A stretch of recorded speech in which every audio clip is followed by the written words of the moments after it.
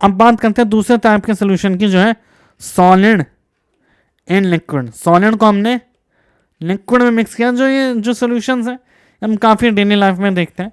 तो इसमें क्या होगा, normally solid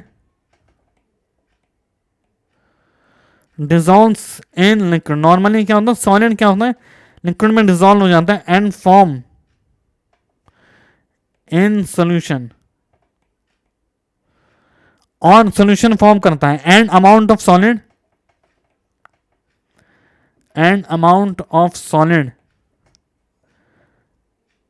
dissolved in 100 gram of water to form a saturated solution। 100 gram water में जितना सेचुरेटेड सोल्यूशन डालने के लिए हमने सोल्यूशन बनाया है नोन एज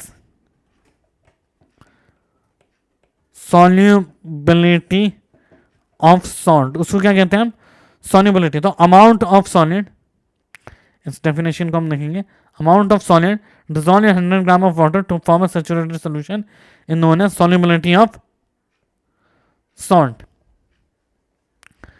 ठीक है, तो इसमें क्या होगा, any solid will be soluble in the water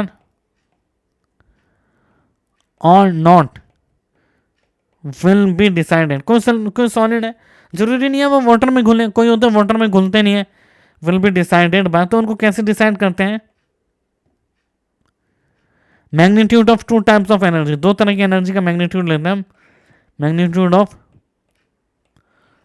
two types of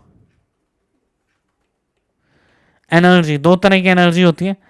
पहली है हमारे पास हाइड्रेशन एनर्जी। तो हाइड्रेशन एनर्जी क्या होती है, हाइड्रेशन एनर्जी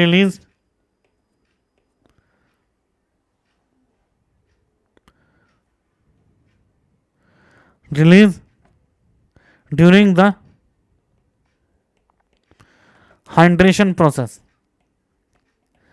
हाइड्रेशन प्रोसेस में कितनी एनर्जी रिलीज होगी, उसको क्या कहते हैं, हाइड्रेशन एनर्जी। दूसरी है lattice energy required to break the lattice को ब्रेक करने के लिए कितनी एनर्जी रिक्वायर है। तो अगर hydration energy is greater than lattice energy, तो सॉल्ट क्या होगा, सॉल्यूबल। मतलब जितनी एनर्जी निकली और वो ज्यादा थी और ब्रेक करने से, ठीक, एनर्जी रिक्वायर्ड टू ब्रेक, और उतनी निकली, उससे ज्यादा निकली, तो वो सॉल्यूबल है। अगर लैटिस एनर्जी ज्यादा हो, मतलब लैटिस स्ट्रॉन्गर हुआ हाइड्रेशन से, तो वो सॉल्ट क्या होगा, इनसॉल्यूबल। वो सॉलिड क्या होगा, इनसॉल्यूबल सॉलिड। अगर हम सॉलिड की बात करते हैं तो जनरली हम आयनिक कंपाउंड्स की बात कर रहे होते हैं, जिनमें लैटिस स्ट्रक्चर होता है, जिसको ब्रेक करने पर लैटिस एनर्जी जो होती है, एनर्जी रिलीज होती है, उसको हम हाइड्रेशन एनर्जी कहते हैं। अब क्या फैक्टर्स है, factors affecting solubility of solid. Solid की सॉल्युबिलिटी अफेक्ट करने के लिए क्या फैक्टर है, पहला है हमारा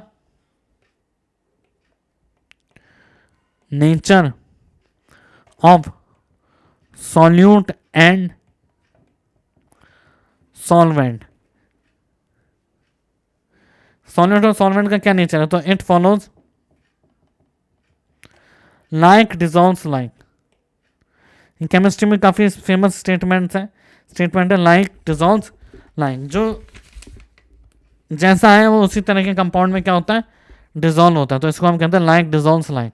ये काफी इंपॉर्टेंट स्टेटमेंट है, लाइक डिसॉल्व्स लाइक, राइट। तो क्या होगा, मतलब polar will dissolve in polar, polar will be dissolve in polar.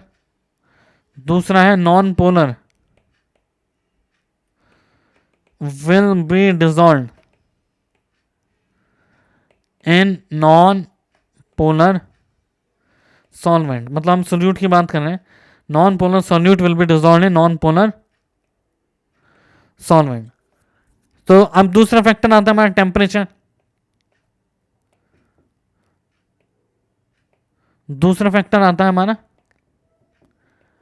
Temperature. Temperature पे कैसे डिपेंड करता है? पहला है nature of solute and solvent, दूसरा है टेम्परेचर। तो एक्सोथर्मिक होगी रिएक्शन, डिसोल्यूशन एक्सोथर्मिक हुआ तो टेम्परेचर बढ़ाएंगे, solubility decreases as temperature increases। और एंडोथर्मिक हुआ,